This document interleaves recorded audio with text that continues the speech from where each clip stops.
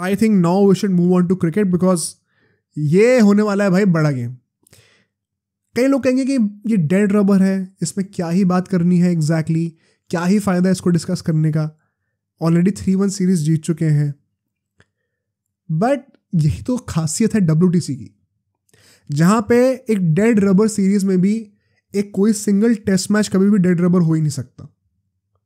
Because at the end of the day आपको series तो जीतनी ही जीतनी होती है, बट आपको एवरी सिंगल गेम अगर आप जीत सकते हो that counts.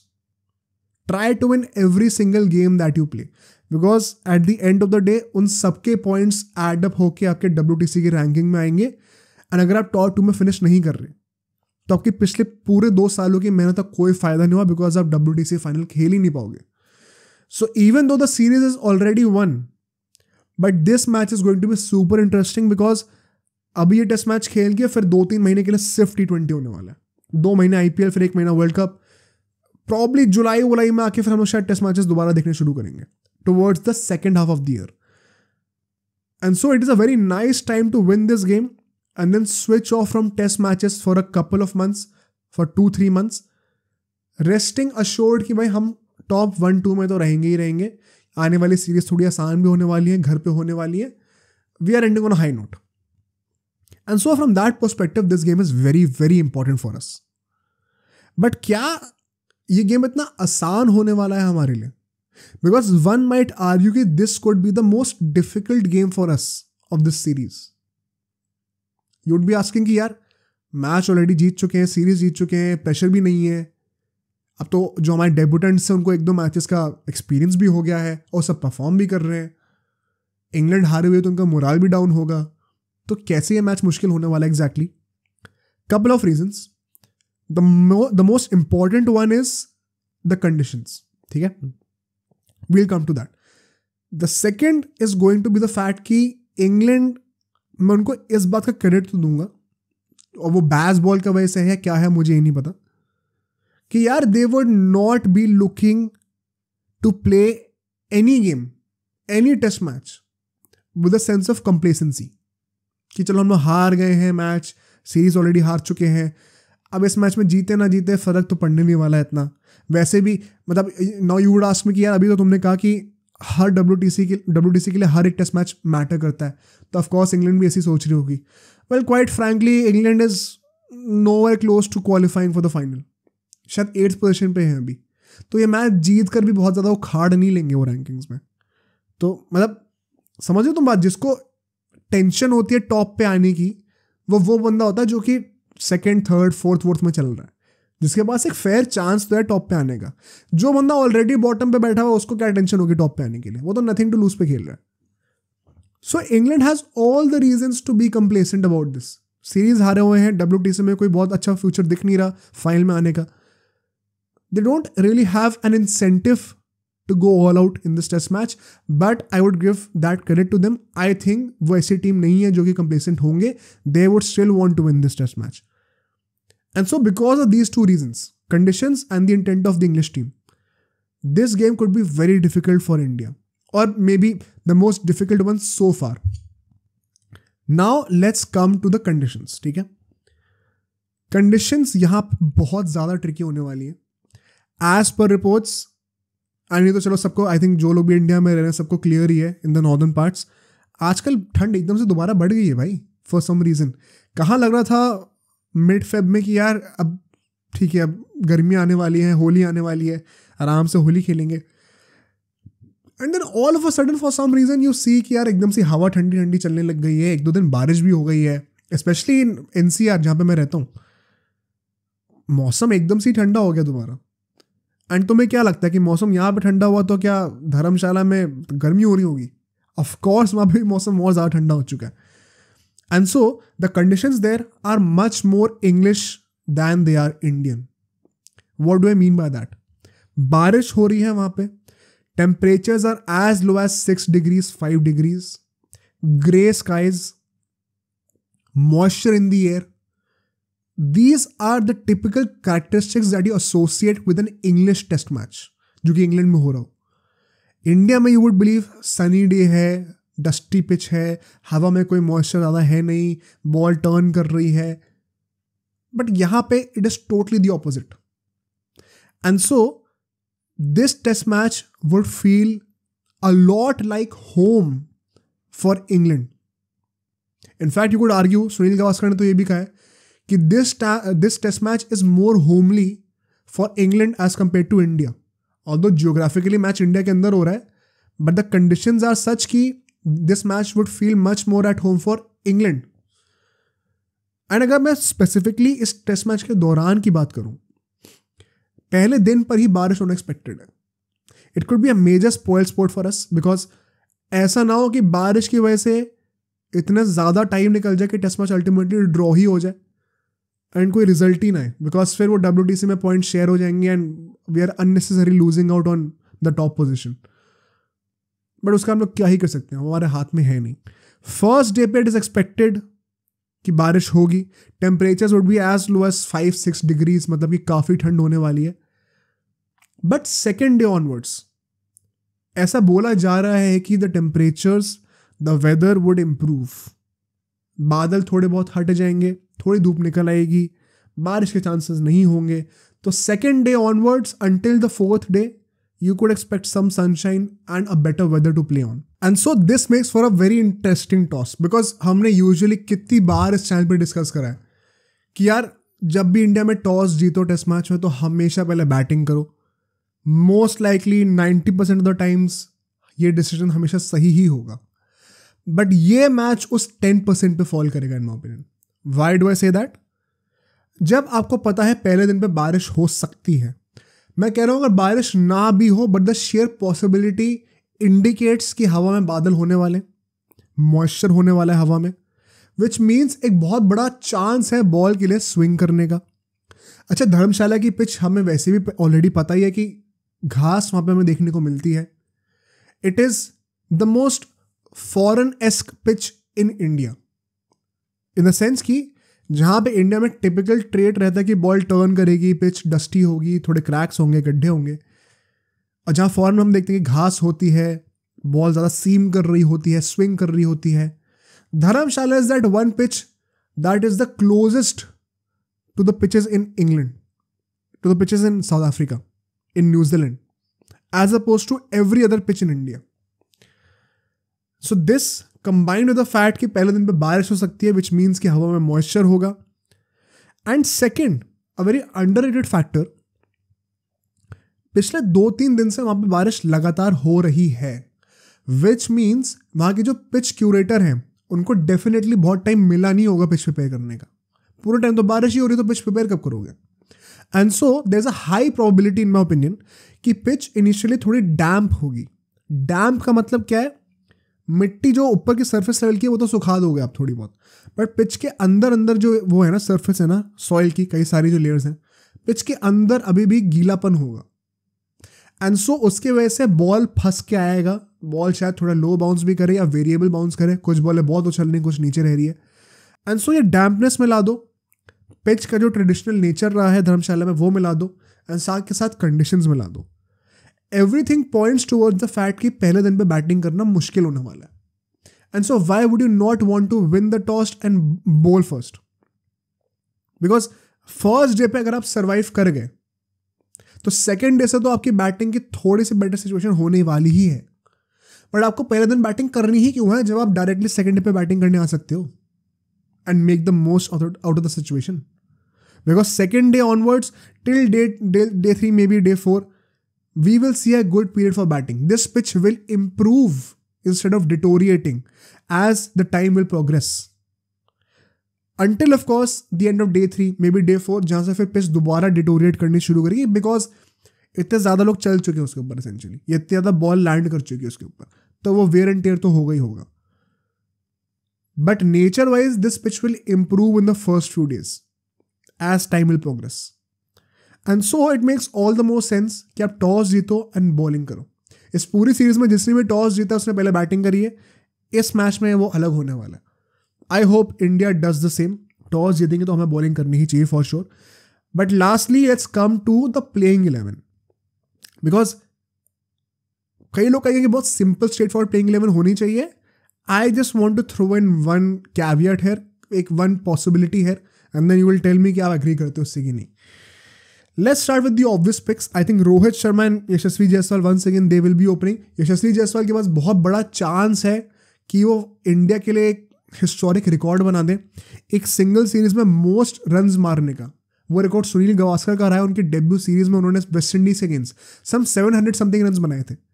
I think Jaiswal is closing in on that. कुछ 50-60 रन्स का फर्क रहता है. He has a great chance कि वो इस मैच में उस रिकॉर्ड को तोड़े एंड मतलब create history for himself and for the country as well. Rohit Sharma on the other hand, I would believe अगर सेकेंड डे पे हमारी बैटिंग आ जाए, अगर हम टॉस जीत के बॉलिंग कर लें, he could be in for big runs. He should expect himself to score big runs at least. अभी एक सेंचुरी मारी है. I think he should be scoring at least one more 100. अगर 5 टेस्ट मैच की series में आप 200 मारते हो, you would say you had a decent series to start with, maybe because you're too big a player to expect कि आप 2 century भी ना मार पाओ. आइडियली तो मैं कहता हूँ कि 4 टेस्ट मैच की सीरीज में आपकी 2 सेंचुरी होनी चाहिए. सो 5 में अगर आप 3 मार दो तो बहुत ही अच्छा है. बट अगर आप 5 टेस्ट मैच में 200 भी मार रहे हो, it is a decent series as per standards. Jaiswal as a said record तोड़ने के लिए जाएंगे हमारे. Shubman Gill should be starting and will be starting. I hope कि at this point of time जितने भी लोग उसको क्वेश्चन कर रहे थे, at least for the next few months अब वो क्वेश्चंस नहीं होंगे. I think he has shown enough in the second, third and the fourth test match कि भाई वो बंदा अभी नंबर 3 पे इम्प्रूव कर रहा है, सेटल होना सीख रहा है. And the last innings that he played in the fourth test match, fourth innings, जिस तरीके से वो नॉट आउट रह के आया, it deserves a lot of credit. So I think 1 down पे Shubman Gill should be there. अब नंबर 4 पे आती है बात देवदत्त पडिक्कल की या फिर रजत पाटीदार की. मुझे लगता है यहाँ पे सही डिसीजन होगा to go with Rajat Patidar. कई लोग कह रहे होंगे कि भाई क्यों सही डिसीजन क्यों है ये, जो उसने परफॉर्म ही नहीं करा. आई थिंक मेरी थिंकिंग यहाँ पे, अप्रोच मेरा यहाँ पे क्या है, जब एक बंदे ने ऑलरेडी 2-3 टेस्ट मैच खेल लिए हैं और एक लास्ट टेस्ट मैच बचा हुआ है एंड उन 3 टेस्ट मैचेस में उसने परफॉर्म करके नहीं दिया है, 2-3 जितने भी हैं, तो डेफिनेटली उसका लास्ट मौका है. एंड अगर वो इस सीरीज में उसको लास्ट मौका नहीं मिला, तो just to give him 1 more chance, उसको अब एक फ्रेश सीरीज में स्क्वाड में तो लेके नहीं आएंगे कि भाई इसका पिछले टेस्ट सीरीज में 2 मैच के बाद एक और चांस देना बनता था, तो उसको अब एक नई टेस्ट सीरीज में 1 मैच के लिए दोबारा स्क्वाड में ले आओ और फिर वो चांस दे दो, फिर नहीं करता तो हटा भी दो. मतलब लॉजिस्टिकली भी सेंस नहीं बनता इन चीज़ों का. तो आई थिंक उसको जो लास्ट चांस दिया जाएगा वो इसी सीरीज में देना चाहिए. एंड अगर वो यहाँ पे परफॉर्म नहीं करता तो फिर नेक्स्ट सीरीज में हम लोग 0 से दोबारा स्टार्ट कर सकते हैं with a new player, without the burden और द बैगेज और द थॉट ऑफ वंडरिंग कि यार क्या हमें रजत पाटीदार को एक और चांस देना चाहिए था. वो पूरा एपिसोड, वो पूरा सागा जो यहीं पे निपटा के ख़त्म करो. अगर वो परफॉर्म करता है तो ही continues, if he doesn't then he is out. So I think Rajat Patidar will be playing. Devdutt Padikkal के साथ भी क्या होगा, अगर उसने इस मैच में परफॉर्म नहीं करा तो फिर अगली सीरीज में क्वेश्चन उठेंगे कि यार इसने पिछले सीजन परफॉर्म करके नहीं दिया. ऑल्दो इन रियलिटी खेला सिर्फ एक ही मैच है, but selectors will be tempted to have a completely new slate in next series. 3-4 महीने बाद होने वाली है.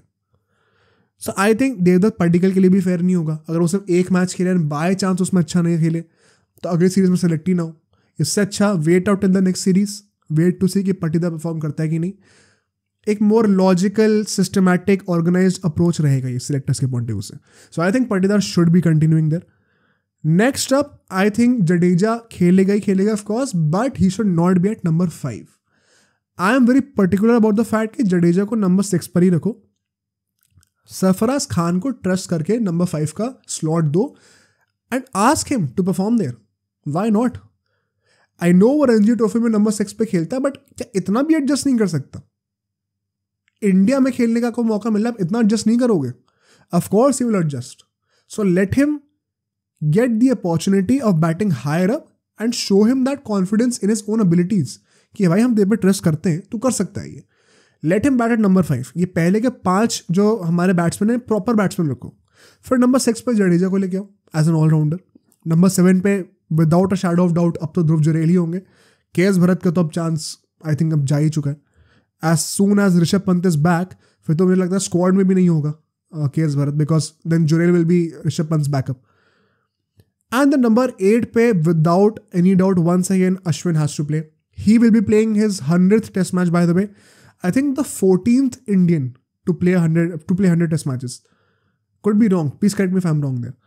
And a monumental one भाई, मतलब 100 टेस्ट मैचेस खेलना किसी भी प्लेयर के लिए बहुत बड़ी बात होती है. Let's hope that he plays for much longer. A very good record that he could break is India की हिस्ट्री में टेस्ट मैचेस में सबसे ज़्यादा 5 विकेट हॉल अनिल कुंबले ने लिए थे. अश्विन टाई कर चुका है उसको. He could go past him in this test match.